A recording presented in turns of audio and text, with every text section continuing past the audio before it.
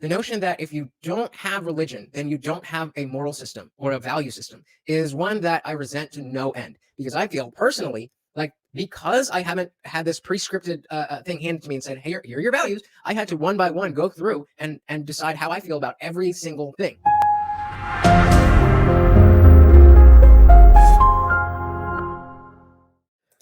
All right, welcome back everyone to another edition of IDRYB Reacts. I am Lutch, your host, and today we are going to be talking about why atheists can be so angry. I came across this video where an atheist took a trip to Jerusalem. He was answering questions from his comments, and one came up that was rather interesting, so I figured, well, let's dive right in. In one video, you talked about being the angry atheist earlier on in your journey. How and when does one work past this to be able to have constructive conversations with believers without getting defensive and angry? I think that anger off. So immediately, a great question here. It's pretty much the stereotype that, the militant atheist, that when you become an atheist, that your whole life becomes about, yelling at religious people, trying to prove that you're right about everything, that you know everything, how stupid everybody is, and all that kind of stuff.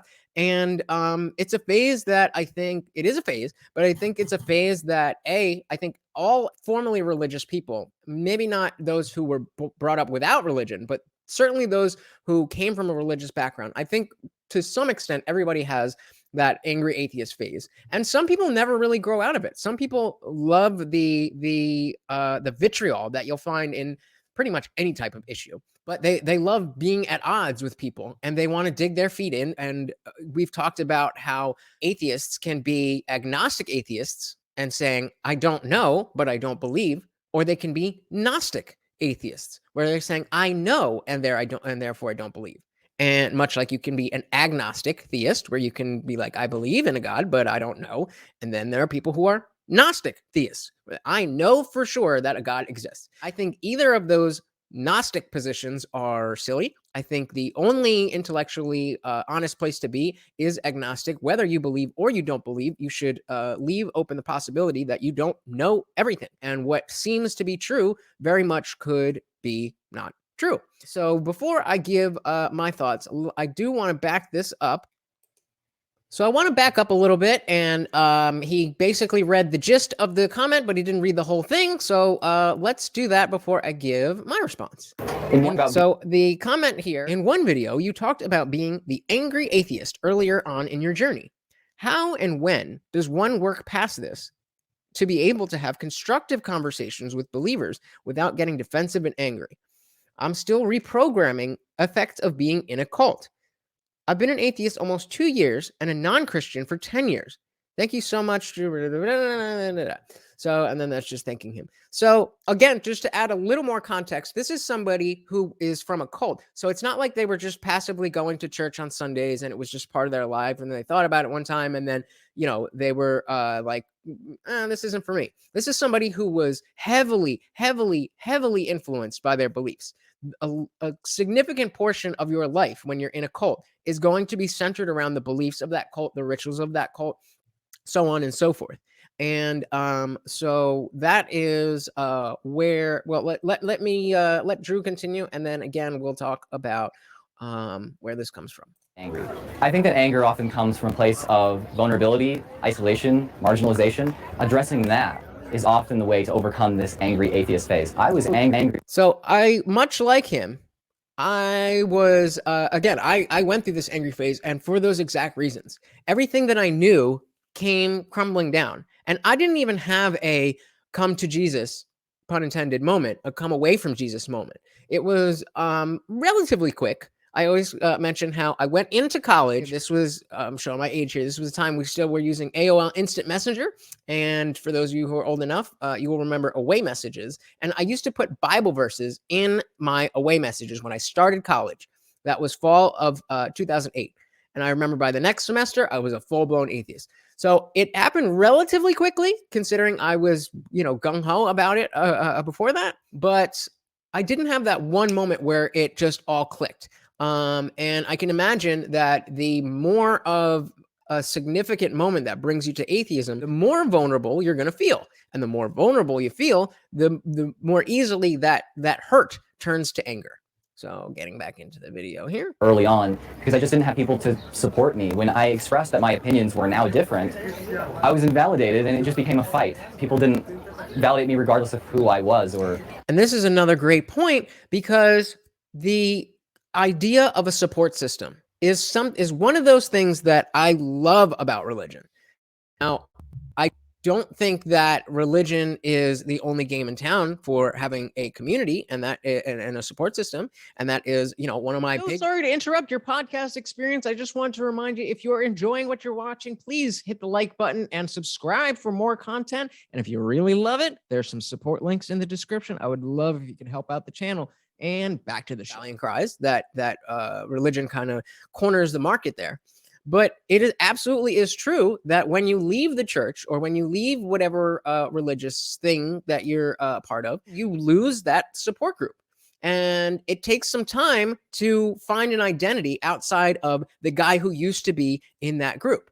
It takes some time to find other people who think like you, who aren't going, not necessarily think exactly like you, but are going to even tolerate what you have to say. And furthermore, finding people who are going to support you looking deeper into this worldview and finding out what your morals and your values and all of that are, now that they haven't been handed to you by a dogmatic book from on high. So let's see where else Drew goes with this. Just treat me the same way. It sucked. Of course I was angry. Once I addressed that, though, and found people who would support me just for being me, it didn't have anything to do with my religious positions, that's the thing that helped me just quell the fire, It helped me stop feeling like I needed to fight so hard. I had what I needed. I had a support system. If you're still feeling angry after however many years, try to make that support system. I think that's the thing to really focus on. So again, the idea of, especially from that, at least in my experience, especially from Christians, the notion that if you don't have religion, then you don't have a moral system or a value system, is one that I resent to no end. Because I feel personally like, because I haven't had this prescripted thing handed to me and said, here are your values, I had to one by one go through and decide how I feel about every single thing.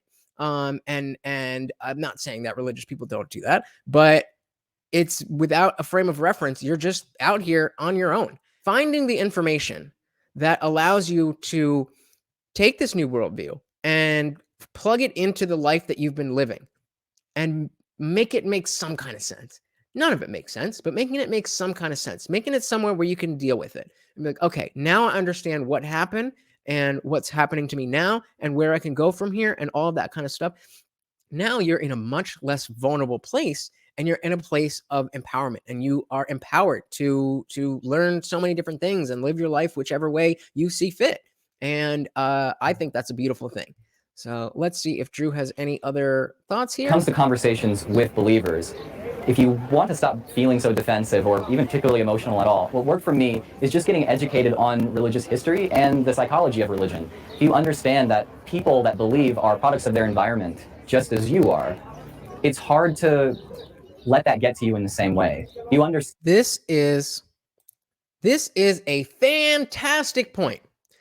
Part of the angry atheist phase, as I mentioned, is thinking that that you've got it all figured out, that people are so dumb because they believe in the man in the sky and da, da, da, da.